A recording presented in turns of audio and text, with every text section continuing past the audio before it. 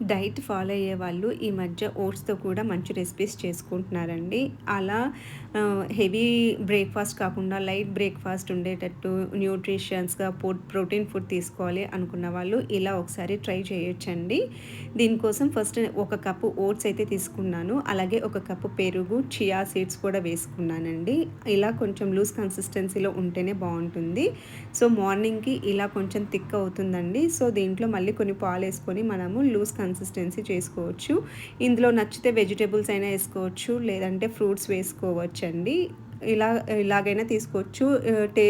మీకు టేస్టీగా కావాలంటే హనీ యాడ్ చేసుకోవచ్చండి. బట్ నేనైతే ఈరోజు కొంచెము సాల్ట్ వేసుకొని ఇలాగే తీసుకున్నాను.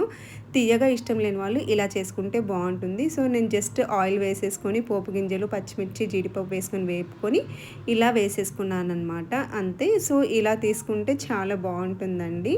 సో, లైట్‌గా ఇష్టపడే వాళ్ళు ఇలాగ ఒకసారి ట్రై చేయొచ్చు. అంతే. Thank you.